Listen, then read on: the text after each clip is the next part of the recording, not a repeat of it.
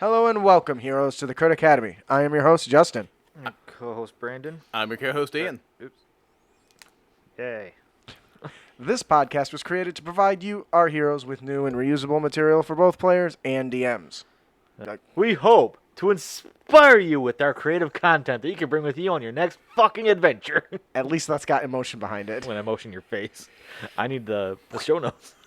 Before we get started, every episode we like to give away fat loots to our most dedicated of listeners, which is just pretty much anyone that goes to critacademy.com and subscribes. So, this week, our first giveaway is from Goblinstone. Goblin Stone. Brandon, who's our winner today? Our winner this week for Goblin Stone's prize is Jay Womble 7. Joe Umble.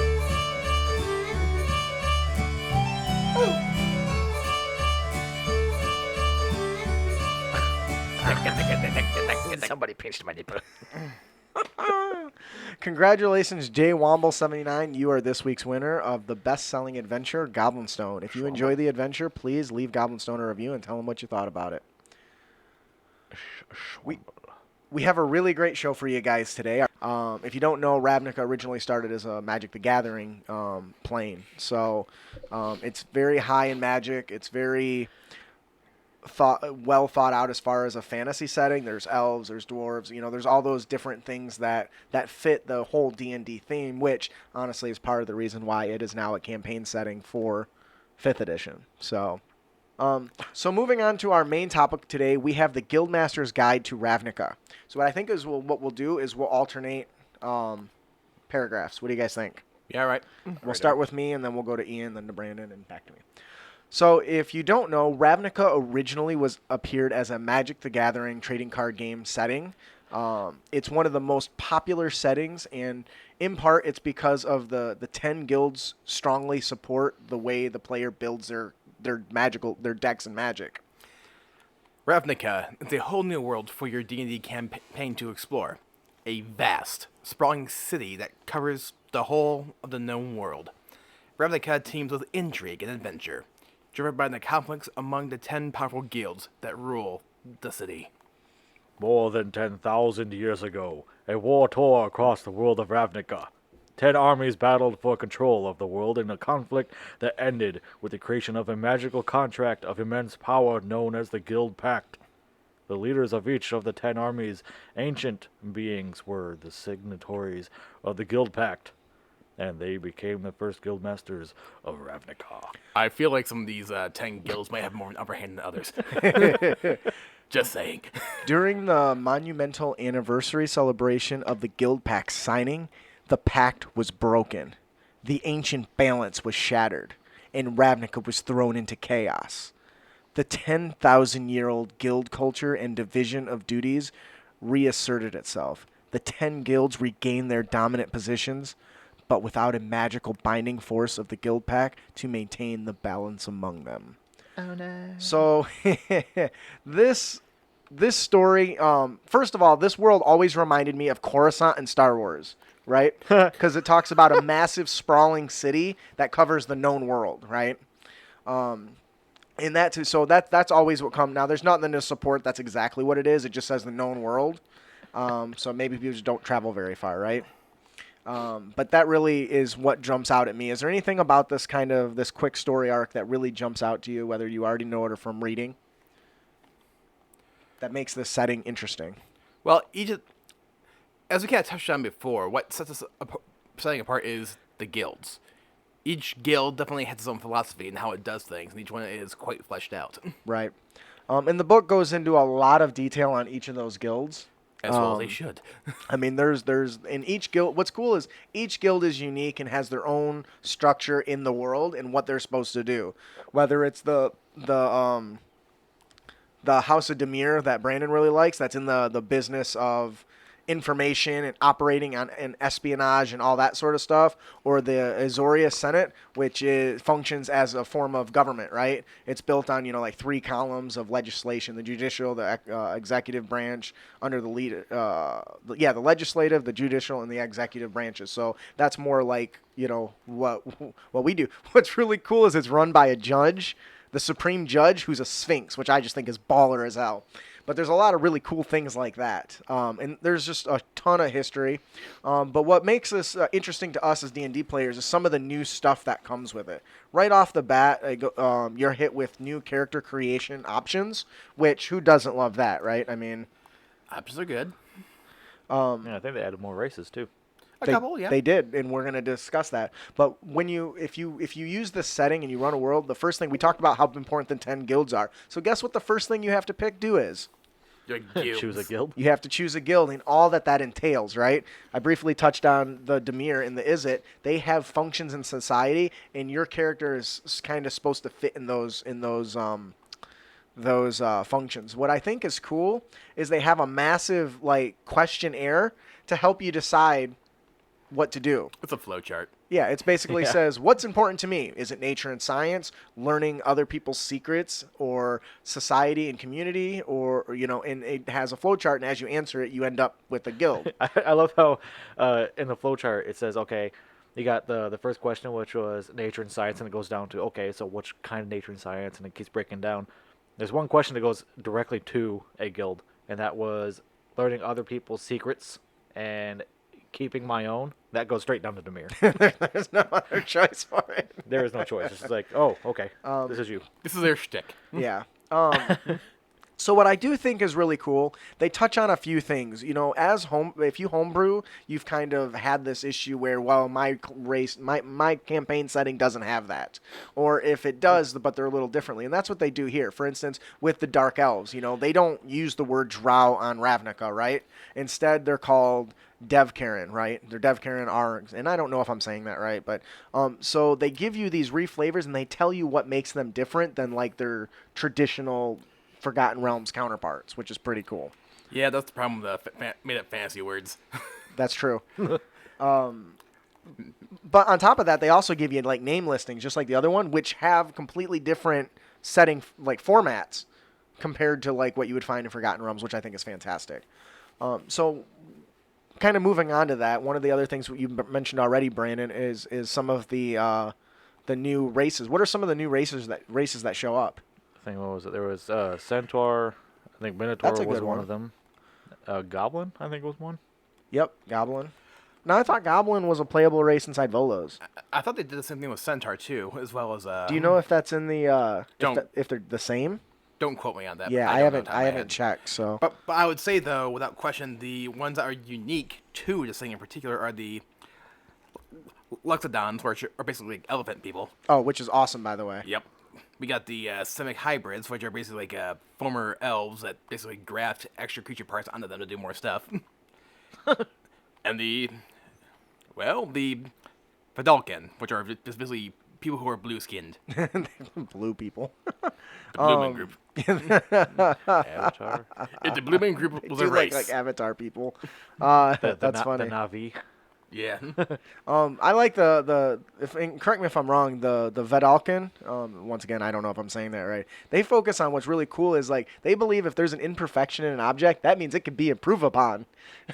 So take that how you want, right? It's like, you're missing an arm. We can fix that.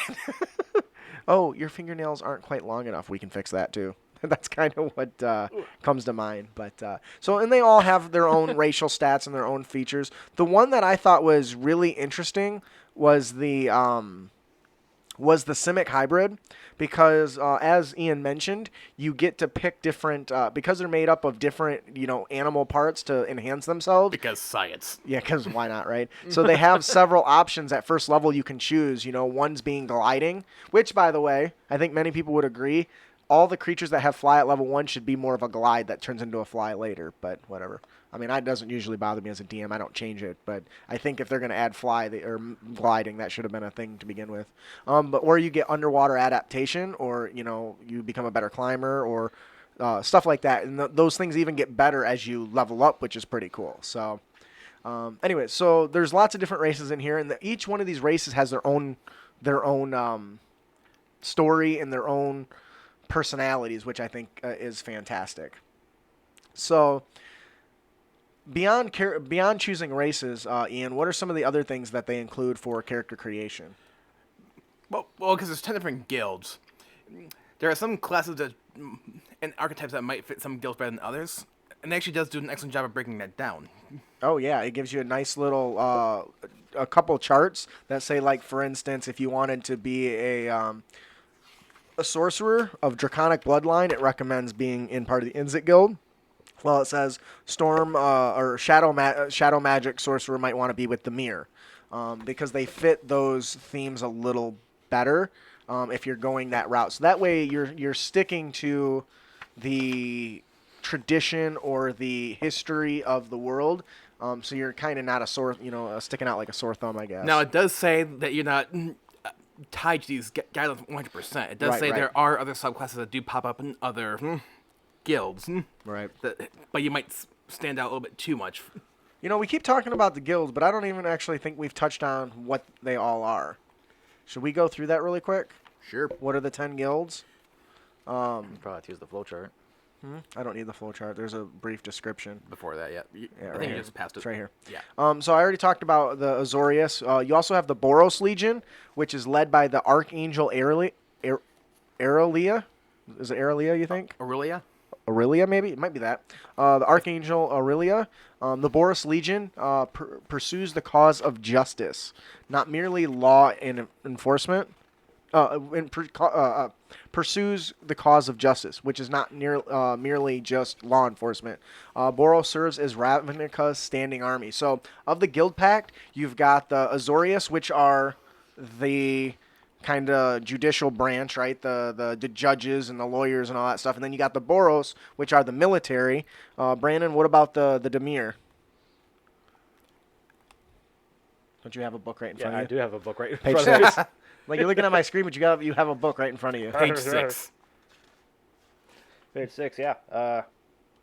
So what about Demir? Yep. Yeah. Where the hell's Demir? Oh, it's on this page. Duh. Let's see. House Demir is in the business of information, of course. Operating in espionage, an organization behind a facade of messengers, investigators, and archivists? Archivists, yeah. Archivists. It's enigmatic. It's enigmatic leader. Pronounce it out. It's enigmatic. Fuck you, leader. Lezav wears many faces. And we also have the Golgari Swarm. And it's actually led by an elven lich named Gerard, who guides the swarm's masses as they lurk underneath the city, where they process the city's waste. But they also see new life emerge from death and decay. That's pretty cool. So basically, it's a swarm of critters that eat shit. Jared. But there's more to it than that. Oh yeah, there for sure. You have the Gruul clans, which raging against civilization and its defilement of the natural world. The loose alliance of the Gruul clans is led by the Cyclops, Boroboramus,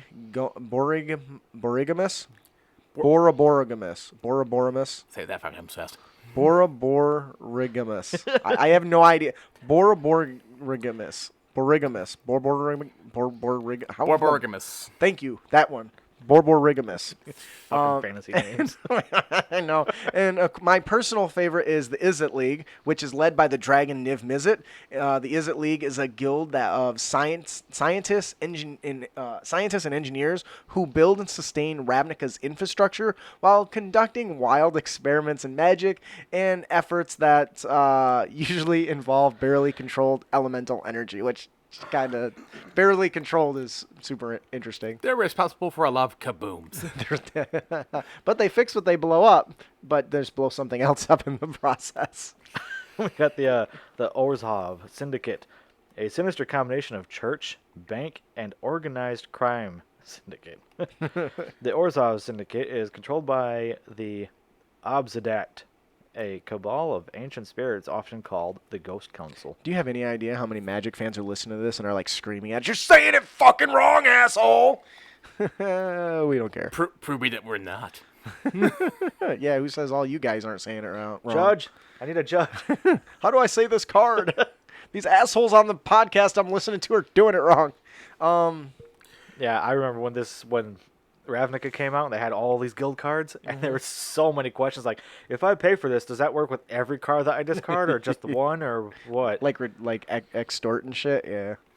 And next we have the Cult of Rakdos. And they're a demonic cult who are the jesters, if you will, in Ravnica's culture. They use satire and performance to scare the powerful and embolden the weak. But they are rather cruel and bloodthirsty in the fact that they have a demonic leader. And it supplements its parody and levity with blood and fire. That sounds awesome. Like a jester who's just evil as shit. Fuck Rakdos. So all jesters? What? Nah. Jesters are adorable.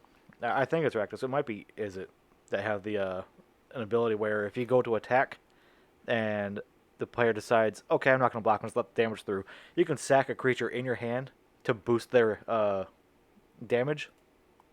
Mm-hmm. And like, okay, I'm going to block. It's like, oh, you can't. You decided not to. Oh, fucking sucks. The next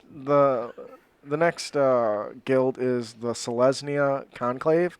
That is led by Tristani, three dryads who is led by Tristani, three dryads who are fused together with one another and with Matt Selesnya, a manifestation of the soul of the world. The guild seeks to bring nature and the city into balance. That's pretty dope. You would think they would to a degree get along with the Golgari Swarm. That's a conclave of Maybe. hippies. Well, they both like nature, just different aspects of nature. Yeah, but I think one's like black and... Well, yeah, one's black and green, one's white and green, I think, if I'm not mistaken. I'm probably mistaken.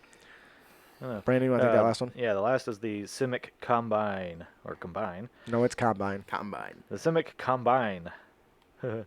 Under the leadership of Prime Speaker Zagana, the biomancers of the Simic Combine apply... Combine. God, are we farming? Yes. Only they farm. Kind of, and they farm organs. Oh, God. The biomancers of the Simic Combine apply magic to the life sciences, striving to create a harmonious future where creatures of all kinds are perfectly adapted to their ever-changing environment. The Simic magically hastens the process of evolution and adaptation of life. Oh, I love how they basically say we experiment on living creatures, and in such a nice way, we hasten the process of evolution. Like, what is this creature? That's us in 10,000 years. Yeah, so those 10 guilds are the foundation of the power of Ravnica, and that Guildpact was designed to keep them all equal, and when that broke, you have this new problem, right? And I like, too, how there is a lot of overlap between some of these guilds, but their outlook might be different. Right. Like, the example... And they even, also document how each guild views the other guilds. Like, the Azoria Senate, as we established, they're essentially the local government of the city. They basically have a legalistic view of things and basically view the letter of the law and pursue order, whereas the Boris Legion, they also pursue order. But they're more of a military arm, and they believe more in the spirit of the law, its intention, rather than its literal definitions. Absolutely. As I remember, there was a... here it is. A chart that shows how they all work together and how they're opposed. Yes. Unfortunately, I can't remember That one's the, is it? the symbols. I don't know about the rest. I know, that's Demir. Well, okay, we got 2 of the 10. Doesn't matter. Anyways, so in addition to character creation, they actually give you 2 new subclasses. We've actually previously discussed the Druid Circle of the Spores previously on one of our episodes. Fun stuff. So go back and check that out. They also give the Cleric Order domain, which represents discipline as well as devotion to a society or the institution, and strict obedience to the laws governing it. And of course, on Ravnica, the domain is favored by the clerics of the Senate, who are all about order. So that really makes sense. We're not going to get too much into it because this isn't a class analysis episode, but it gives you lots of really cool stuff. The main feature being I don't even know the voice of authority in the new orders demand channel divinity, both of which are related to commanding people in giving orders. It kind of reminds me kind of like a low-level conquest paladin in sorts. I'll probably get beat for that, but it's got lots of cool stuff. You'll definitely have to pick it out. We're not going to go into too much detail on that because there's a lot of content in the book that we have to discuss. But there's a lot of compulsions involved with Yeah, that class, right. which is cool. So we kind of briefly went over the guilds. Much like the factions in Forgotten Realms, the guilds have a renown system where you can gain favor and you gain new benefits as you get higher, which is super important in this. And honestly, I think this works really well with the guilds setting of the Ravnica setting, because it's so important that it would force the DM to want to institute the renown system and actually utilize it. Because very rarely, at least in any of the stuff I've run, do I feel like I'm encouraged to reward players for the renown stuff that they do for their faction. This really pushes it. It really does, because like it does increase your standing within your faction each time, and that does increase your influence. In fact, if you get high enough in some different guilds, you're actually given command over NPCs, essentially, that you actually can theoretically take with you on adventures. Yeah, which is fantastic. You get your own little contingents, right?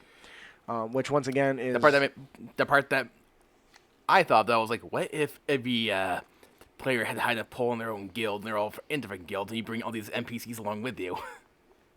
That'd be pretty dope. See, I think that opens up for, like, guild versus guild wars. Right. That would be kind of dope, wouldn't it? Yeah, but think about the, like, yeah, each... you have about 5 guys in your party, but each guy has about 5 or 6 guys coming with him. Jeez, get your own little small army. Yeah.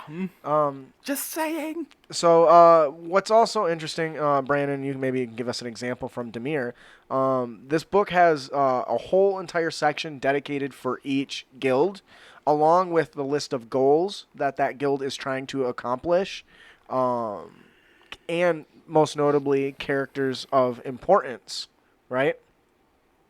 Do you want to give us an example, maybe from the Demir section there? Yeah. Maybe. Hang on a second. I think I did something wrong. With what?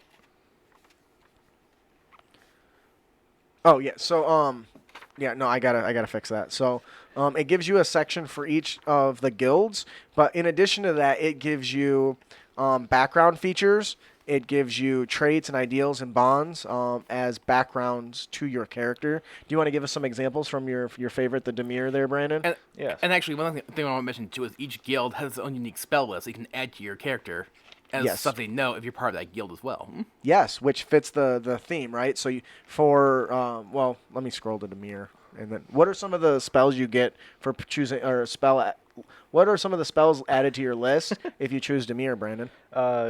With Demir, you get cantrips and code thoughts and mage hand, and code thoughts is actually a spell from this book. The first level spells, you got disguise self and sleep. Second is detect thoughts, pass without a trace. Third, gaseous form, meld into stone, non-detection. A lot of the spells are very rogue based because of, what Demir is. Right, right. Because they're all based on information and being kind of like spies in a way. Right, and so that's cool because it adds it to your background. So imagine taking becoming a low level fighter, right? And becoming a Eldritch Knight.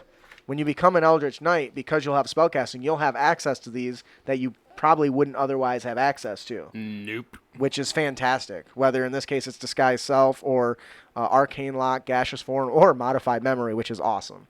So it really gives your character more uniqueness that's tied directly to your guild in a way that currently isn't really a thing. Because correct me if I'm mistaken, Ian or Brandon. Currently, there's no backgrounds that give you new spell list features or access to new spells, is there? The closest I can think of is the high elf background. Yep, that does give you access to But a that's more of a cantrip, race right? than an actual background, Right. though, so poor choice of words on my part. Yeah, but this expands on the value added by a background, I think, and takes it from a more pure roleplay to a roleplay and potentially combat mechanic benefit, which is fantastic. So we're not going to go through all of them because, like I said, there's 10, but those are some good examples. And It's a there's pretty like big book. Yeah. and there's no less than 5 pages dedicated to each guild. Yeah. What's really cool is some of the flaws really, really fit with the theme. Like if you pick one of the flaws from the Dimir, it says, "I like secrets so much that I'm reluctant to share details of a plan, even with those who really need to know." Which I just think is fantastic for the very sneaky style, roguish type play. I would let my friends die rather than reveal my true identity. But once again, this doesn't have to be a rogue that takes this. You know, it can be the wizard. How would you? Wizard's like, you guys. They don't need to know I'm planning to throw a fireball in that room when they're in there. They just need to know they need to be in there. Because at the beginning, it'll tell you, okay, so we got Izzet characters or Dimir characters, and it tells you the suggested things that you could use. Like the alignment is usually neutral. Oh, and sometimes classes, evil. right? Suggested races for Dimir is half-elf and human, and the suggested classes is monk, rogue, and wizard. Right. It also Which gives you a makes brief sense. description of the types of characters who may enjoy this. So if you love subterfuge, intrigue, or deception, or you want to deceive your fellow players without necessarily betraying them, it encourages that, which I think is fantastic. So, all right. So I think that we'll move on from the backgrounds. But like I said, there is 10 of these, one for each guild. And even if you pick the same as somebody else, you can get different spells, right? You can choose different the background spells and some of the different, other options that are available, which is fantastic. Oh, there's just so much content in this beautiful book. Oh yeah. I'm honestly picking it up just for the backgrounds is pretty fantastic. And the artwork in here is great Oh too. yeah, isn't it? That's the Golgari underworld thing, right? That's Yep. pretty creepy as shit. It's big and green. Definitely looks like it's underneath a city. I want to get to I got to scroll through. It takes me a little while with this. There's 258 pages in this book, which is just like that picture right there of the goblin with the big tongs and in the beaker describes everything that is at. He's like, shit, I gotta be careful. So it looks like a magic card. Well, it probably is a magic card. So we're gonna move on from the backgrounds as soon as I can figure out which page it ends on, because there's a lot. It's my jam though. I run it on Magic the Gathering Arena. And, So- like I said too, I'm definitely into Boros. Yeah. What is it you like about Boros? Well, I think they're they're basically a group of clerics, paladins, and fighters. But the few things that stand out to me is the fact that they're dedicated to justice. They're the military arm of this world, and they're actually led by angels. Yeah, which is pretty fantastic. That's something I think we've lightly touched on before. If your world is full of these beings, make sure they occasionally just show up. Right, because Like flying overhead fighting somebody. I mean, I lost count how many times where I thought in some D&D games, okay, we keep fighting demons, these uber powerful evil creatures. How have they not taken over the world? Because there's good creatures that keep them in check. Oh, how can we never see them? yeah, you see all the evil, you don't ever see the good, right? Right. So that's an excellent point. So beyond, let me look at my show notes, make sure I'm not skipping anything. New playable races, recommended classes, new backgrounds, discuss book creating adventures, guild complete. Okay, here we go. So beyond that, the book does give you an entire breakdown of the entire world or the entire setting. In this case, Ravnica is broken into different precincts. Which is pretty cool, and it tells you, you got the traditional, tradeways and city works and, all those little things. And the map in here is really, really cool. But unfortunately, I don't feel like it captures the entire Well, it is a massive world. size. so- But the art is so beautiful. I bet you it is a card, or it was. But it goes through and it gives you, descriptions on what those each area contains. If you look at even the sewers, it says it's, a fast winding sewer network that runs underneath the 10th district that's lit by continual flame spells all the time, which is pretty dope. And each precinct's got its own section kind of in the book. So it gives you a lot of not only world building to better understand, but an amazing adventure setting that you can go through. What's also interesting is it tells you in what area, what the affiliated, guilds are of that area, that hang out there the most, right? For instance, in Precinct 2, it says, the big things are the Senate Guild Hall is located there, is one of the big things. You also have the Boris Legion makes their homes in this precinct. So there's a lot of lore and history and stuff that goes with it. Now, if you're a Magic the Gathering player, this is awesome because as a player, I never got into the lore nearly as much as I do in D&D. So I actually finally understand what's ever's going on. You know what I learned? Did you know that Jace Beleren is a living pact that holds Ravnica together? Dude, what? He's a living pact. He's a living contract. Yeah, it's amazing. I didn't know that. I found that out reading this book. So if If Jace dies, Yep, contract goes up. And actually, when they go through all the different things, one thing that's a nice touch, too, is they give you tables to roll on about what people you might encounter here or what rumors you might be hearing as well. Oh, yeah, definitely. That's awesome. Do you have an example of, like, maybe a rumor or something for what precinct that is? Well, for Precinct 2, we just talked about, one is like I got a tip of some high-quality blaze at Minaris. She's looking to find good homes for them, and she says some of them are enchanted. So that's really, you actually make a really good point. Even if you don't run a Ravnica setting, having these rumor little tables is pretty awesome and is a powerful resource for any DM. I wonder if there's like a book on the DM's Guild that's like that. Or for people, once again, District 2, one that might come up is like an arrester who is off duty and he's out buying produce. Out getting some veggies. it's funny because I'm looking at this picture and it looks like Voldemort dyed his skin.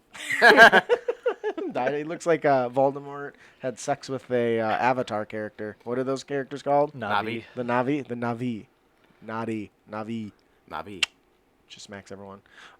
So what's really interesting is the book goes on to describe how you can involve your characters. You know, it says once you've chosen an adventure seed, whether it's a villain, a mission, or a general hook, you then need to figure out what gets the player's characters involved in the adventure. And I think that's really interesting. They give a whole kind of description on how to do that. And we'll actually talk more about that as our DM tip because I think it rolls into that. But it says, for example, say the villain is a group of Gruul anarchs raiding a densely populated area. A Boros character might actually be assigned to protect innocent bystanders or might just be happen in the area and have to leap to the defense of the innocents because that's what the guild represents. Or, and perhaps the Gruul are attacked because House Demare decided to feed them some rumors which kind of nudged them in that direction. Ooh, that's really good. I like that. Or maybe we talked about bringing the guilds back into it. Is it, right? If you're strolling by an area, the precinct that contains the Is It Hall, or the Is It laboratories, and something blows up, are the characters likely to investigate, right? It depends, because Okay. I could see, let's face it, A, players will do what they want, B, it depends on how much damage the Is It do, and C, I can definitely see some characters going, Is it again? That's true. Is it an explosion, or is it an explosion followed by my research? But even just the guild descriptions are powerful hooks. Okay. Actually, I kind of liked it too when they're describing Is It, about how they'll constantly do experiments, and as a result, some other devices they invent to see what they'll do often gets the labels changed. Hey guys, we invented a teleportation ring. Go ahead and stand here. Let's see what happens. Okay, they teleport, but they haven't reprinted on the other side yet. Did we say teleportation ring? We mean resource disposal ring. Disposal ring. That's funny. Yeah, and there's a lot of lore in there that talks about that sort of stuff, right? Yeah, there is something I do gotta touch on. That's just driving me freaking What's crazy. that? The fact that you like Is It. I love it. First I don't off, like for it. everyone I love listening, Is It who don't know, it's spelled I-Z-Z-E-T. Is It? Is it right? Yeah, exactly. And fucker. And in the game, the card game, you have these things called guild gates, which is mana, and they produce 2 different colors. Source of power, right? Yeah, they come in tapped though, which means you can't use them immediately. Right. The problem is that each guild gate is named after each guild. Like, okay, here's a Demir gate. All right, cool. And then every time I'm playing this asshole, he drops an Is It guild gate. He's like, is it a guild gate? It's like, would you shut the fuck up? That reminds me of how in Keyforge, one of the factions is called DIS, D-I-S. I'm sure you can see the abuse that can occur because of this. Don't diss me like that, bro. Oh my god. Yep. I'm pretty sure Magic is where all the puns came from. This card, what's this? Shut up! I got it. So beyond just the story and the lore of the guilds, Man, you I haven't also played Keyforge in a while. Dang it! you also have points of interest, right? For instance, Azorius Senate. It gives you interesting information in regards to that area, including a map, right? It gives you a full map of that particular building because it's super important. And basically, they're the guild halls, right, for each guild. What's also interesting is it gives you examples for villains that could appear in Azorius, right, and how you can use them, you know. An Azorius villain, for instance, an ambitious authority figure seeks to achieve a high rank by framing or defaming a rival. That's definitely villainous act, right? And can be once again be an entire campaign hook for your players, right? And actually, reminds me. I do want to go out of my way to mention that in basically the second half of the book, basically, is a crap ton of NPCs. Oh yes, It includes Guildmasters, and when they document each guild, it mentions like various ranks, and you see NPC versions of each of those ranks, or any other type of followers that house might have, and how easily you can incorporate that in many campaigns, not just Ravnica. absolutely. And so basically, keep in mind, why this is a setting book for the campaign of Ravnica, there are so many tools in this book that you can use in any campaign setting. So going back to the original question that we got from Tia, hell yes, I will use what's in this book in my campaign settings. Though I do really like the idea of running a campaign in this setting. Yerp. Don't all get excited. And of course, Sorry, we really do think it's a good idea. I just turned to a random page and I found a monster stat block of a magic card that I love. what's that? It's Krenko. Who? Krenko. Krenko is a goblin leader. The card is called Krenko's Mob Boss. And whenever you tap him, you gain X goblins on the battlefield, where X is the number of goblins on the battlefield. You become a goblin army? So if you have 2, you tap him, you get 4. Next turn you have 4, you tap him, you get 8. And it keeps going on and on and on. Yeah, that's pretty horrible. That keep on coming! Each guild has a set of character goals that you can assign to the players, which really helps. It might be something as simple as you have to clear the name of an innocent person, right? Or they have a section, a table for adventure hooks, right? It says a precognitive mage has foreseen the character's future struggles and tries to protect them, thereby interfering with their next adventure. I think that is awesome because you got a guy who is jumping in and inconveniencing the players, but to do it to protect them. But the players may not necessarily believe that. It's just another guy that's trying to fuck them over. That's him right there. Yeah, is that the big image from the? Yeah, that's Krenko Mob Boss. Oh, I just want to give kudos to WotC for taking art on they've already paid for and utilizing it into a book so they get it at a cheaper rate, right? Yeah, if you get the book, it's page 160. It is Krenko Mob Boss. He's right there. So, very cool. What's amazing is a lot of the artwork that comes from Magic the Gathering It's awesome. Some of them are oil paintings. Really? Like, I got a card signed by Chris Ron, who was a magic artist, and it was my first pre-release I went to with you, and he was, I can't remember the name of the card, but it was the image of a red dragon. There's fire around, there's fire coming through his mouth, and it looked really awesome. And he said, yeah, I'm selling the original for $300. I'm like, what is that? It's an oil painting. What? Yeah, I thought everything was digital. I thought they were digital. It's like, no, most of these things are oil paintings. And they're so beautiful. I just like to point out that the Izits building is called the Experimental Workshop. What's this do? This picture is awesome. This chick's got like this big giant metal gauntlet that's got lightning striking around it with a tube that runs to an electrical canister on her back full of crackling electricity, and it's dope as hell. Reminds me of Chandra. Yeah, that's fair. Chandra's on fire. What are you talking about? But it's of fire is lightning. Can I just say kudos that it's an appears to be an African American woman, and I think that's awesome. I thought Chandra was from a different realm that wasn't Ravnica. It was more I don't know what plane she comes from.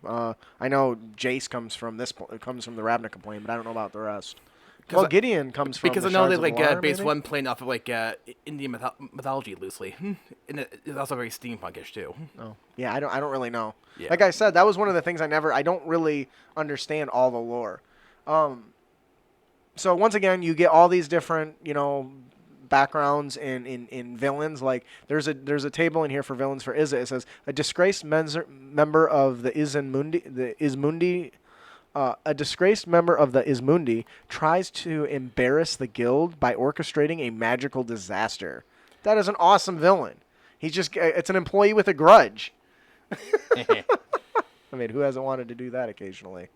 So let me scroll past this because I think that's probably it. There's so much stuff in here. I think that was a planeswalker. Huh? So there are some planeswalkers. No, that picture of the girl. Oh, that's cool. The usurper. Kaya. Krenko. I scroll past him. So many pages. Yeah, cool. Where's the next section, guys? Yeah, on the guilds. Oh, okay. So of course it wouldn't be a D&D book if they didn't give you new content. It actually comes with a built-in adventure that you can start at level 1 to get you into the world, which I think is fantastic and is a very nice thing to do. And guess who it involves? Krenko? Krenko. Grenko. So if you do play Magic, that's a good character you probably would recognize and be able to run run the adventure with. So, which I think is cool. I'm always a fan of those sorts of things. But it also tops the game off with lots of cool magical items. What's interesting that they add is charms, right?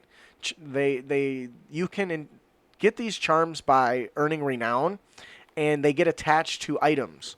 And basically, for a one turn or one use, they are considered magical, right? For instance, the Boros charm says once you've acquired it, and somebody of high power gives this to you, right? You've earned a lot of renown, and the Boros leader comes up and enchants one of your items with this, and it says when you activate this charm, you can cast the Crusader's Mantle or Haste spell.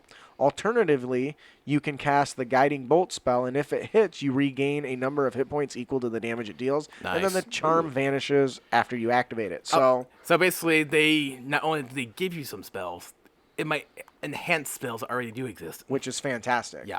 And Guiding Bolt's a pretty good spell. Yeah, and I like that it's one-time use.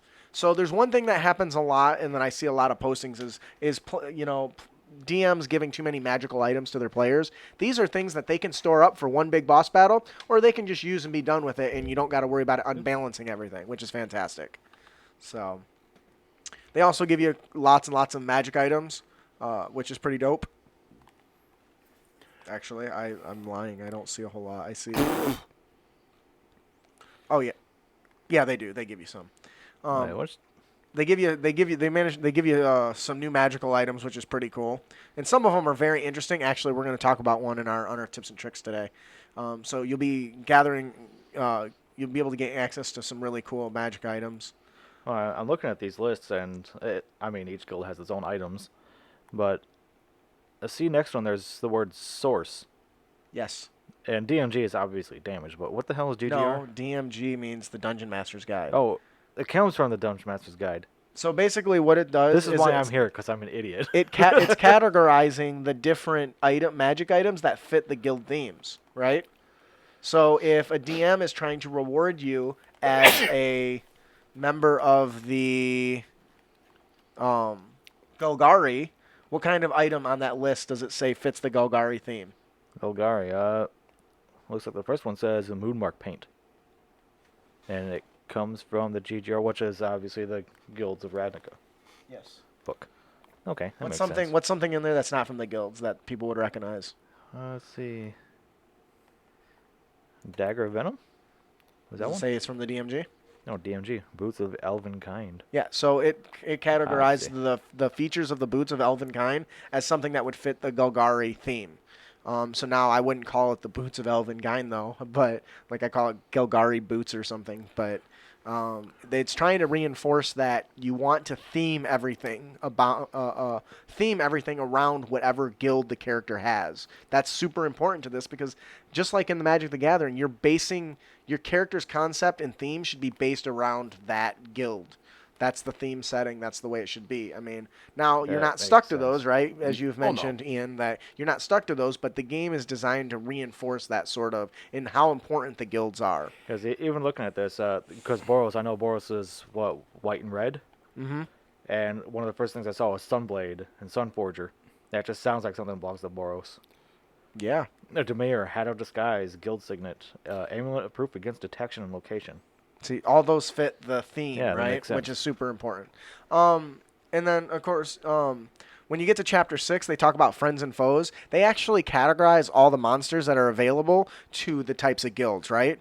Like, I'm going to keep going back to the Azorius because it's easy. But the Azorius are all, mostly humanoids, right? They're mostly... it said in this right here, so it says most Azorius creatures are associated with the Senate are humanoids, largely humans, but also Valdecon and a few others. And because of that, they categorize monsters. So they have a list here of Azorius creatures that would fit really well, whether it's the owl, the giant owl, the soldier, the warhorse. They fit under that kind of umbrella of the Azorius clan. What about the Demir, or what about the Boros? You were Ian. You were big on Boros. What are some creatures that it thinks would fit the Boros guild? Well, as we said, for player characters, the common ones that would appear there are humans, minotaurs, goblins, but they also have other creatures in there that tend to be lawful. Like I mentioned earlier, they are led by angels, and there's multiple angels that can show up here as creatures that can appear. There's like soldiers, knights, stuff you would picture in that. Yeah, absolutely. And they talk about the angels show up as part of their Boros creatures as well. So definitely things to focus on. Once again, coming back to that overall arcing theme, which is don't all answer at once. The guilds. Yes, thank you. Yeah.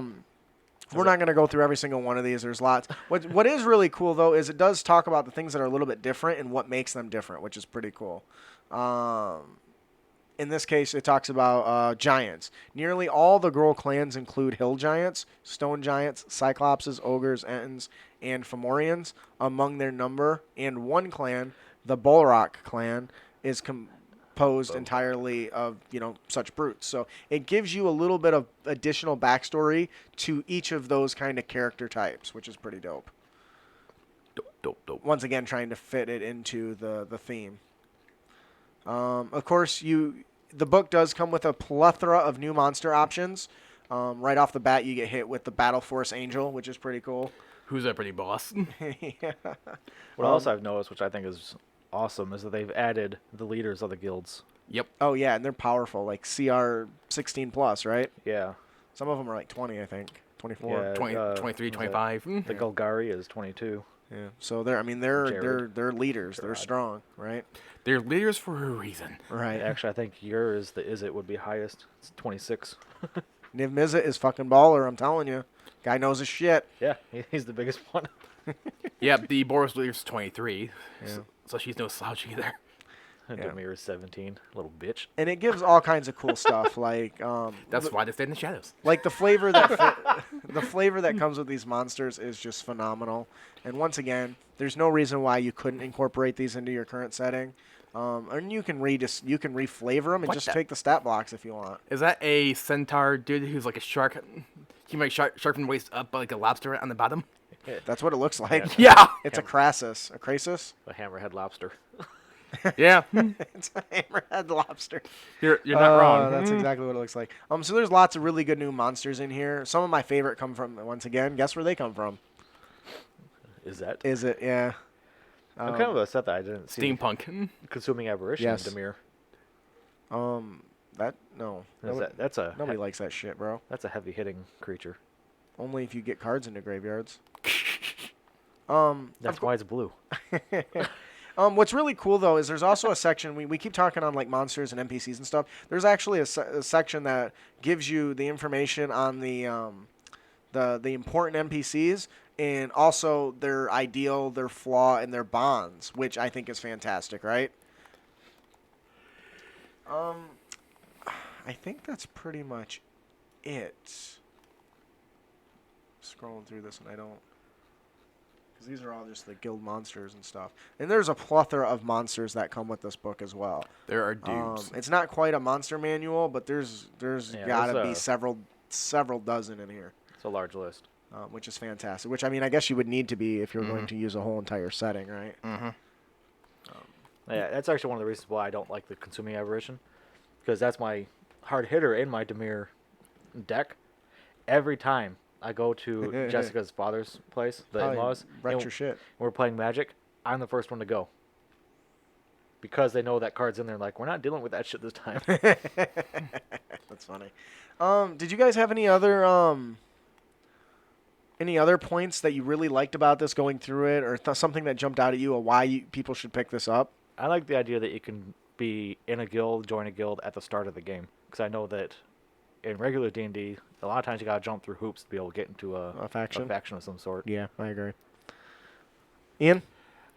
I just like the fact that they give you a lot more background details, like a couple new archetypes in there. So much more player options and many more NPCs you can interact with. Right. So reading through this, do you think that as somebody that doesn't really play Magic, that this lore would be enough to try to pull you towards giving it a shot? Yeah. I think it would, because I don't know jack about lore about Magic. Me neither. I just played the game. I didn't even understand how Planeswalkers were created until they made the card game on Steam and Xbox and stuff. The Arena? Yeah. The Arena is awesome. If you've not played Magic the Arena, it's awesome. It's one of my favorite games on my laptop that I can just sit and play. But anyways, the thing I wanted to touch on is, and I think there's some people that have a problem with this, is that Wizard is trying to say, hey, let's make a Magic the Gathering setting and invade D&D.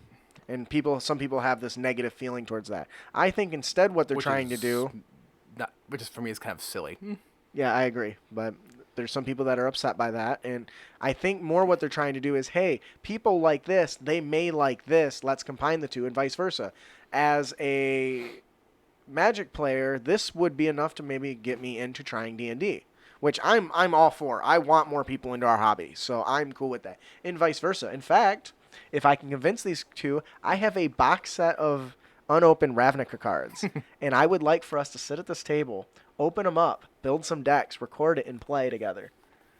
Yeah. I'm going to die. Well, it depends. Not in the format we would probably do would be like a draft or something simple, or just a straight build. But I think that would be something interesting. And once again, I do want to go and run an episode where and it'll be our third episode after this one. We're gonna do this would be like a three-piece special where we actually build an encounter out of cards as we go. Kind of like you were talking about. What was that goblin guy? Krenko Mob Boss? Krenko Mob Boss. If you draw him, hey, this Mob Boss could be our villain, right? So how can we build an adventure around that? So I want to do that sort of stuff. So my plan is to try to get us together sometime and do that, and we'll keep you guys posted. That being said, Definitely fun. I think that'll do it for our main topic today, the Guildmasters Guide to Ravnica. Before we move on to our final segment, we have one more gift to give away, compliments of our sponsors. Ian, who's our winner today? In keeping with theme, I'm not sure how to pronounce this. Either Jonathan Y666 or Jonathan E666. It's John Anthony. Oh, John Anthony. Okay. I didn't see that, so I'm right there with you. I didn't see that. Okay, I read it as Jonathan with a Yeah, Y. that's what I thought too. John Anthony 666. Jonathan with a Y. I have seen weird things online. Let's face it. John and Jonathan. Congratulations, John Anthony 666. If you enjoyed the adventure, please let Loresmith know. Leave him a review. Tell him what you like about the adventure. Moving on to our final segment, we have our Unearthed Tips and Tricks, Oh my God. where we bring you new and reusable material for both players and DMs. Brandon, would you like to tell us about our character concept today? The character concept today is called the Living Pact. We just talked about him, didn't we? Yeah, I was trying not to bring it up, but I couldn't help it. Long ago, your parents, families, tribe, clan were at war. The war was often full of Subtlety, dude. Come on, subtlety. The war was often full of subtlety and intrigue. While publicly they didn't take action against each other, behind the veil lies deceit, assassinations and blackmail were the norm. It got so bad that the families almost wiped each other out. The families decided that a truce needed to be established. Before there was nothing left, you are the result of this unity, a tie of two families and the living proof of the pact that made to protect their houses. What do you guys think? Jace Bellward. It's not exactly the same, but yes, Jace was the inspiration. You know, I try to tie our UTTs to, you know, what's going on. Yeah, But the main topic. this I thought was interesting because you can easily see that person as a DM becoming a target for people who are trying to bring down those houses, Yeah. which I think is dope as hell. Or maybe there's somebody within one of those houses that hates the pact and is trying to assassinate you. So I think this creates an interesting character and a wonderful roleplay opportunity and a hook for the DM to play with. What do you guys think? There's definitely a lot of things you can build off this. In fact, even going to DC Comics, there was two characters that were swapped between two warring factions. Wait, no, like Darkseid, he basically gave his son Orion to I forget, to the new guys. Well, the new guys gave what would become the character Mr. Miracle to Darkseid, and both would raise the other's child. Oh, wow. That's dope as hell. So that's kind of the same thing in this sense where To a degree, yeah. here's our agreement. We're giving up on one of our most valuable things to help better understand each other and to enter this agreement. It sounds like a prearranged marriage. Kind It's of. like, you from this family and you from this family. Make a baby. You don't have to be together, but that kid is our... Right, but our once again, contract. I think that makes for interesting roleplay opportunities. So, any other comments on this? You can definitely do a lot with it. Absolutely. That'll do it for our character concept, the Living Pact. Our monster variant of the episode is the Flux Mage. Now, this has a little bit more adjusting you'll need to do, but it's worth it. The origin is the Cult Fanatic, which means you immediately have to swap the Charisma and Intelligence scores because, you know, Mage is intelligence, right? So you need to give it the list of the following spells. You'll have to give it the Firebolt cantrip, Prestidigitation, and Mending, as well as the first level Chaos Bolt, which is either in Xanathar's Guide or is also in the Guildmasters Guide to Ravnica. They spell that for you. Yep, and Shield and Detect Magic. And then at second level, the second level spells are Mirror Image and Shatter. Now, we had to go into a little more detail because we went from a Wisdom-based casting class to a Intelligence, but using pretty much the rest of the same stats. So the new feature that you get, though, is called Flux Bending Overcast. Now, this is actually one of the monster features already in Guildmasters Guide to Ravnica. It recharges on a 5 or 6. The Flux Mage can create an additional effect immediately after casting a spell. What does that sound like? Chaos. Or meta magic. That too. You roll a d6 to determine the effect, though. On a 1 through a 3, the Flux Mage teleports, swapping places with a creature it can see within 30 feet. Okay? Or on a 4 to 6, the Flux Mage and each creature within 10 feet of it must succeed a DC 12 Constitution saving throw or take 2d4 thunder damage. So, this guy casts a spell and he swaps places, or he blows up. Which I just think totally fits. And this definitely came from one of the Is It monsters that kind of fits that kind of chaos theme. What do you guys think about this mage who teleports around every time he casts a spell to attack? Sounds painful. And obnoxious to go up against. I mean, That's why I love it. what if there's a party of people and they're all together, and he's like, okay, I'm going to use my Flux Bending Overcast. And he rolls a 2. He teleports right into the middle of the party. It gets a recharge, and then he rolls a 4 or a 6. It sends out a shockwave. Kaboom, yo. Everyone gets hit for 2d4. I'd also like to touch on the fact that the Chaos Bolt has a chance to continuously leap to targets. Yep. Fucking Amber. So you hit one target and it has a chance to go to another, then go to another, which is pretty cool. Yeah, we were playing a game, and one of our friends was a Chaos Mage. Wild magic Wild sorcerer. Magic. She used Chaos Bolt, and it bounced off everyone. Boing, boing, fantastic. boing, boing, boing. I think that was in 4th edition, though. We're like, what are you doing? Because I think that one bounces on an odd or even roll. This one requires a little more, Umph. well, there's a little more RNG because I think you have to roll the same digit on both die. But anyways, this character's designed to be high mobility and high threat, man, and it'll really throw off those people who like to just run and stand around. That'll do it for our monster variant, the Flux Mage. Oh, yeah. Ian, do you want to take the encounter of the podcast? The encounter of the podcast is the Hunt of the Silver Sword. That could be one use. While sitting around the campfire, a loud crackling of thunder and a rush of wind draws your attention to the skies. A burst of lightning parts a section of the sky, tearing a massive black and purple portal into reality.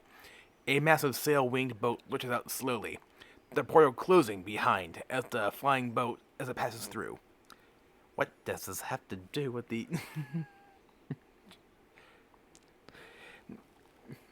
Huh. Are you waiting for me to finish that, or are you going to finish it? I just had to pause the disconnect between that paragraph and the stuff below. I'm like, Oh, what? okay. That doesn't go together. It does go together very well, actually. The PCs in their adventures have come across a mystical sword. The PCs in their adventure have come across a great mystical silver greatsword in their adventures, either by slaying an enemy wielding it, or found during the looting of a dungeon. In either case, this weapon is a +3 silver greatsword, which is not cursed, but is trapped nonetheless in a similar fashion. The blade must belong to a Githyanki warrior or knight. Unbeknownst to the PCs in the eyes of a Githyanki, each silver sword is a priceless relic and a work of art. I can see why with those stats. Githyanki will hunt down and destroy any non-Githyanki that dares to carry or wield the silver sword, reclaiming it for their people. What do you think, B? I got a magical... Is the ship, the Githyanki, coming for them? Yes. Yes. So I eventually put two and two together. It's Yeah. just so front-loaded than back-loaded. Yeah. So we were talking about the Guildmasters Guide to Ravnica. In D&D, in Magic the Gathering, planeswalkers shift planes all the time. Yep. They jump from place to place. There's even a ranger that does that. In 5th edition, we have a race that does that. Yep. They're called Githyanki, right? They jump from the astral plane to the material plane regularly. They have these big ships that do that. So in this situation, this is a great example of being able to give a powerful item to your players for a limited time. That's right. Githyanki do that, don't they? Yes, they do. That reminded... I'll keep this short. That reminded me of a counter in 4th edition where we were defending a castle was under siege. And one of the things that we fought against during it was some Githyanki riding dragons. Mm-hmm. And were attacking us. And my barbarian was like, I want a dragon. Jumped off the wall, landed on the dragon, killed the rider. And he tried to tame it. Turned out that was a packed dragon that bonds his rider for life and nobody else. So not only could he not tame it, it also turns out that packed dragons have a feature where when their master dies, they teleport back to the astral sea. So it took the guy? Yes, my character teleported to the astral sea when he killed that rider. So what do you think about this, Brandon? You've got this. You found this powerful item, and it drew a foe to you. Well, this could go one of two ways. I mean, they could come down and be like, "Hey, you want the sword?" And they're like, "Yes." Well, we found it, and we don't mind giving it back. I mean, if you roll the proper history and you realize, oh, this is a Githyanki sword, or Githyanki. Yeah. And if you realize they'll keep coming for you again and like, again "Here, and you again can- and again. Now You that can take it back, or no player is going to want to give up a +3 silver greatsword. So they fight to the death. I think this is interesting. Now, in the monster manual, it says the Githyanki will just kill anybody who they find that's not a Gith using one of these. So there's really less room for negotiation. But if the players are strong enough, there could be an argument made for just trading it. But this is designed to be a trap, right? It's not a cursed item, but it is a cursed. It's a trapped item, right? Where the players find this really cool thing, and now there's somebody hunting them because they found it. And the story already, the lore already sets this precedent that this is a thing. So I think it would be a really good way to get the Githyanki into your campaign and introducing that plane hopping kind of game, right? The introducing the character to other people from other planes, and this is a good way to do that. Now, a +3 silver greatsword is quite a strong weapon, but once again, if you're using it as a reason to introduce the Githyanki and bring him, it could create a chase. Maybe they don't want to give up the items and they can't beat the Githyanki, so they run away. So Robin ran away. He ran away, away, away, away. I don't remember the rest of that. What is that? He bravely ran away, away. That's it.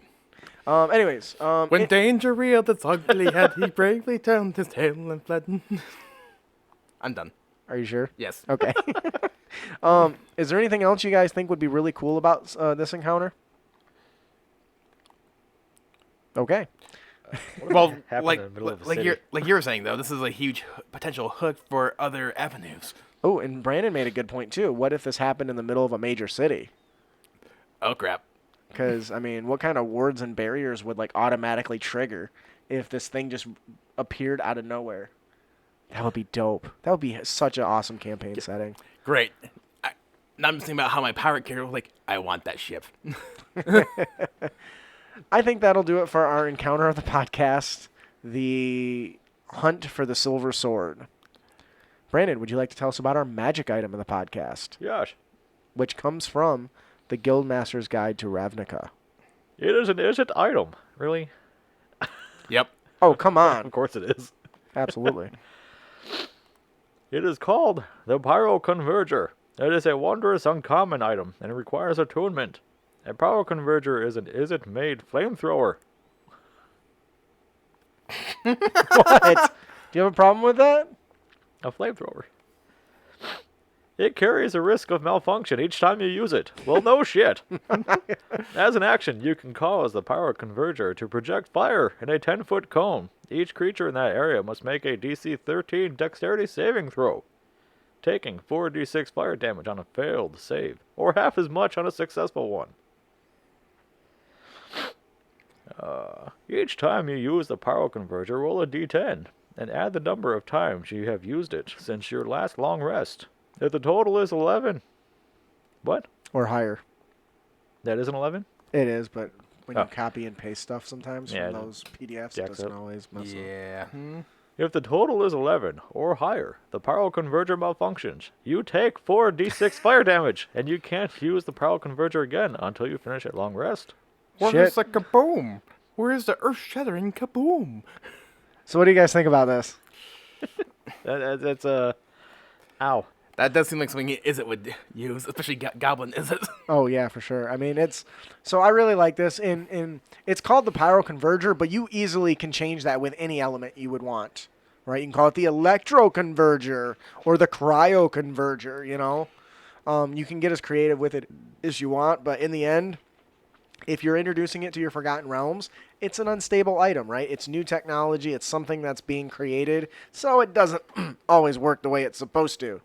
And you'll learn that as you go. But I think that the damage is really nice. I think it does a good job of carrying that risk versus reward. The cone is a little smaller than a lot of magical spells, but I think that's good, so you're not using it too much. But Feel the wrath of my power converger. Ooh, what's this button do?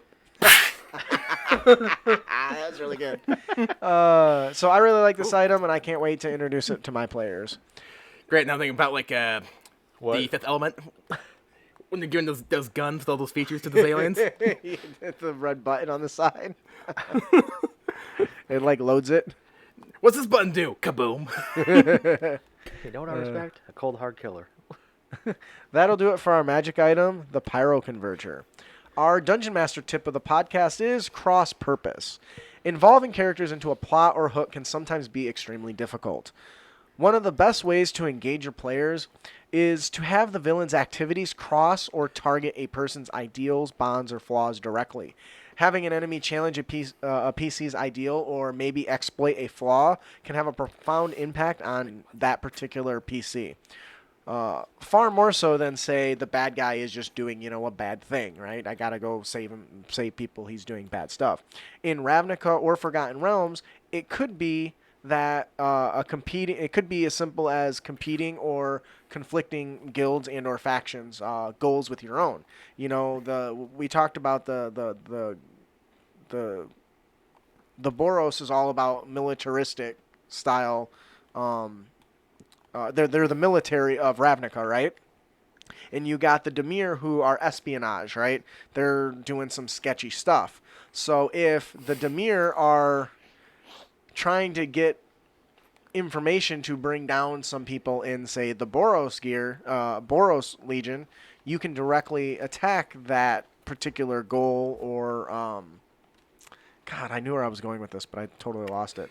So if a player's bond, a really great example of this is in the pre-generated character sheets, the rogue.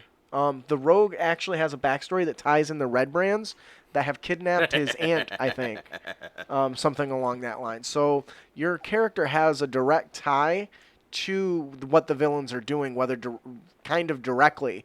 That character in the pre-gen is a bond of the rogue, right? Yep. Loves his aunt, right? Or her aunt, or what uncle, however you want to do it.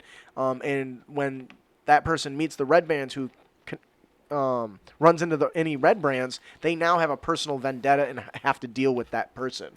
So as the DM, it is up to you to utilize that, those bonds, those flaws, and those ideals, and make sure your villains care about those. Some reason they interact with each other, and you'll get the PCs more involved that way.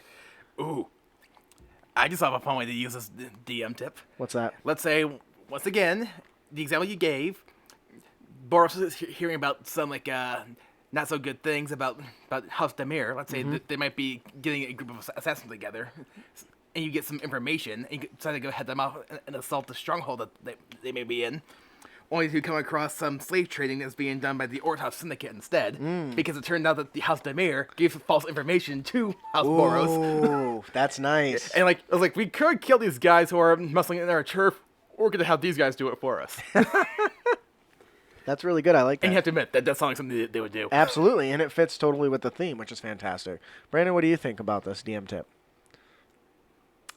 I think it's a good way to provoke your players. Yes, absolutely. So that'll do it for our Dungeon Master tip, cross purpose. I just Breathe it in. Actually, with the power converter, I just briefly went to my head because, like, the goblin. Look at this new weapon we created. I don't even know what it does. That'll do it. Moving on to our player tip. Don't be a dick. I'm sorry, I think of that. You purposely put one goblin who's coming up with this thing. It's like, I don't know how to use it, but I'm going to use it. And he uses it and he kills himself because he's holding it backwards. And the other goblin comes up and says, okay, so that goes that way. And then it still blows up. And I was combining it with Coulson from the Avengers. Right. Yeah, I got the Coulson reference. Our final tip today is our player tip of the podcast. Don't be a dick. And you can avoid dickitude by giving your arcane focus some love. If you use an arcane focus, oh yeah, just like your spellbook, it should have unique flavor, unique.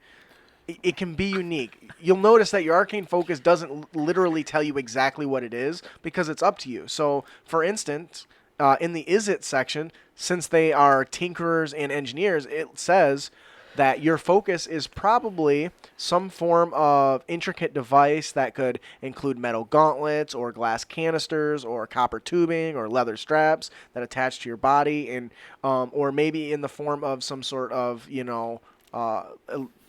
mechanical pistol, right? Some sort of electrical pistol that channels energy, much like our gun mage that recently released. Yeah. So you can actually go over to DM's Guild and type in gun mage and find it, or find it on our website at critacademy.com. Get it. I see what you did there. Yeah, It's awesome. Yeah, I did it. Yeah, it's pretty awesome. But in D&D, your focus can be anything from a wand to a floating orb to an amulet around your neck. It could be a rock with googly eyes. That would be dope as hell. This is my pet friend, Phil. Say hi, Phil.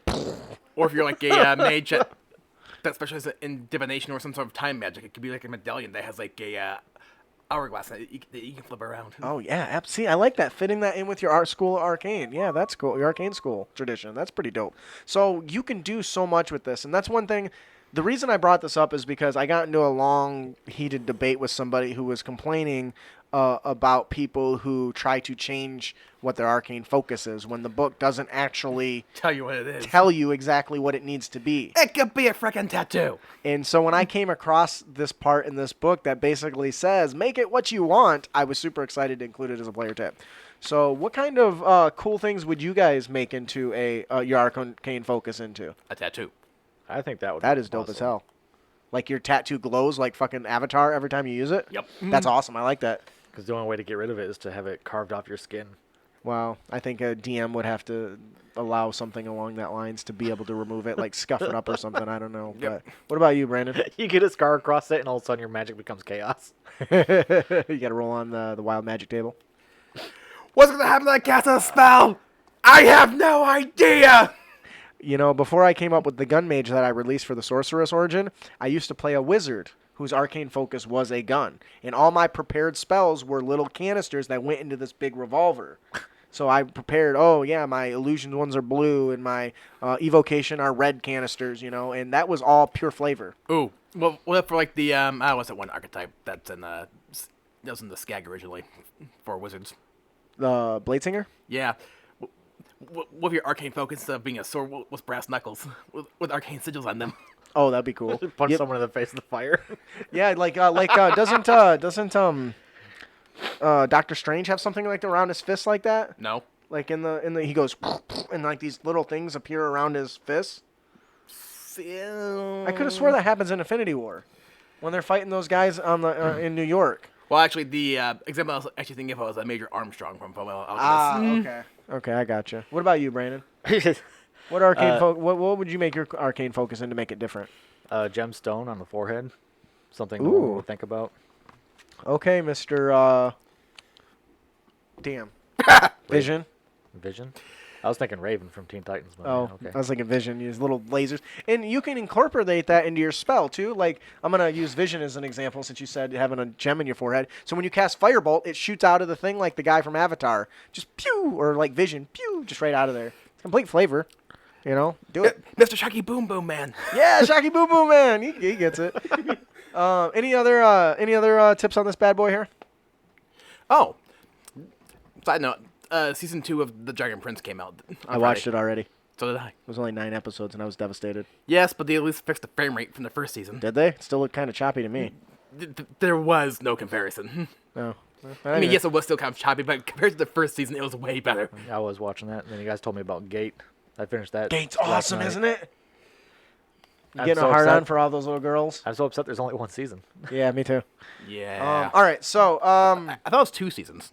They just both happen to be 13 episodes. I don't know. Is it? I Well, thought there was different arcs, yeah. Yeah, but I think it's. I don't know. Anyways, and keep in mind we keep using the sorcerer as an example and wizard, but you can choose your arcane focus for like your cleric too, right? They still need to do. Is that an arcane focus or a holy symbol? Is it different? Same thing? I don't remember. Well, they're both a spell focus of some kind. So. But the warlock too, man. The warlock, it could be like an eyeball of a creature, man. That would be dope as hell. Anyways, that'll do it for our player tip of the podcast. Don't be a dick. And you can avoid dickitude by giving your arcane focus some love. So what do you use for your arcane focus? It's an eye of a basilisk. Don't look at it. Too late. Something on me's getting hard. Wow. But yeah, Gale was 2 seasons. They were both 12-episode seasons. All right, so before we close out, we have one more gift to give away. Compliments of Jeff Stevens. Stevens. Brandon, who's our winner today? Our winner for Jeff Stevens' prize is Lee Pierce, 9-0. Yeah, we all love Lee. I wonder who that is. He's made almost all of our introits, or all of our intros, and as well as our new one you hear that plays at the beginning of the UTT. Have you guys heard that yet? Yes. And now, what you've all been waiting for. Oh, yeah, this thing. Tips and tricks segment, where we that's bring you simply- new and reusable material for both players and DMs. Is he Australian? Yes, he's an Aussie. He's a great guy. I Yeah. love Lee. So congratulations to Lee. Thank you so much for all your support of our show. Thank you for helping us create our videos and our audio inserts. You are the man. And I hope that you enjoy the adventure. If you do, please leave Jeff Stevens a review and let him know what you think. And to our other listeners, that just because he made our stuff, that doesn't give him an upper hand. It was random.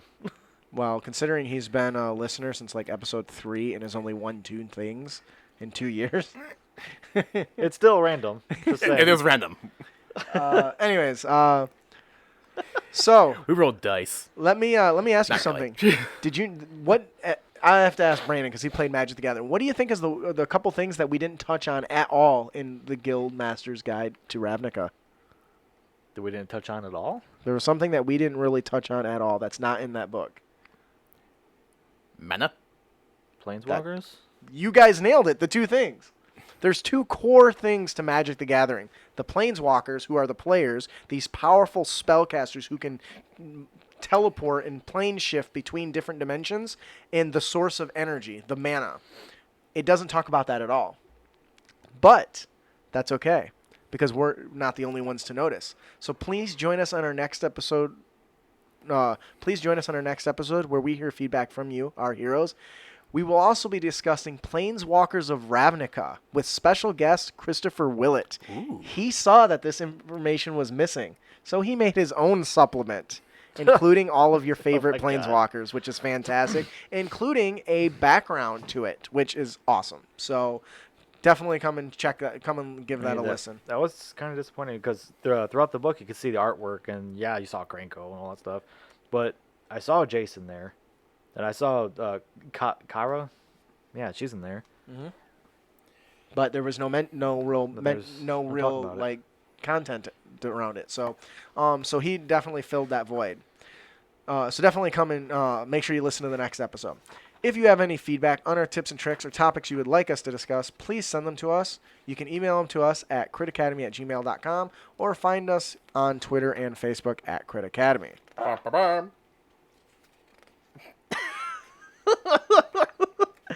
We hope you've enjoyed your experience here at the Crit Academy. If you did, you can help others find the show by leaving a hopefully 5-star review on iTunes or platform of your choice. Or just send us a message telling us how much you enjoy the show. Make sure to leave us a like and a share. That stinks. Yep. All right. And be sure to give us a like and a share. If you don't know, we are still having a having a giveaway. If you leave us a review on iTunes, you will win a free copy of our Unearthed Tips and Tricks book. We will be giving that away at the end of March. So if you're just now hearing this, run on over there and sign up and drop us a review. You could win. Not you will win. Oh, yeah, you could win. Thank you for correcting me. Anyone who leaves a review on yeah. iTunes gets a copy of our book. Cut that out. How about no? If you would like to support our show, there are many ways to do so. We have a Patreon. For as little as $1 a month, you get access to some neat stuff, and you can help our show. Improve. Brandon takes on commissions. You can find his requirements and the costs that are associated with that at Facebook. You can pick up our Unearthed Tips and Tricks book or pick up our Gun Mage. Our Gun Mage is actually free, but it's a pay what you want. So if you do like it, you can go ahead and toss a few bucks at us. Or you can just purchase some merchandise or something like that off of our website. We have really cool shirts. I know Brandon is going to work on a new T-shirt thing for me. I got a few designs because Where's- I thought it was just shirts. I didn't realize we do like mugs and bags and phone Where do you cases think and we stuff. got this big giant wall poster thing behind us? I actually thought you got that from a different place. No, that's all right off of our right off of our account on Redbubble. So, You said Jace is in here? huh? There's a painting of There's Jace. There's a yeah. picture. Oh, I thought you meant an actual stat block. No. No, it's not. That's what's missing. That was what we were talking about. Right, There- okay. there's no It's a- planeswalker okay, stats, I saw art of planeswalkers, but they're not in Okay. there. Okay. and that was one of the big issues. But that's okay. We're gonna get that covered. So, as we discussed, we give away prizes every single week. So make sure you subscribe to our show at critacademy.com so we can help you with your future adventures, as well as you'll be entered to win cool prizes every single week. I got you $1. Oh, you almost had it.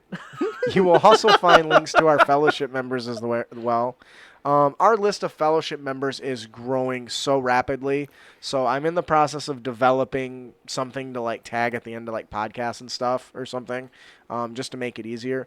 If you haven't checked them out, we got awesome guys. The guys over at Interparty Conflict do a phenomenal job of answering your question and hoping and bringing you the best tabletop experience possible. You have D&D Character Lab. Oh my God, their latest episode, they literally battle as bards and sing. Like they rewrote the lyrics of songs in a hilarious manner.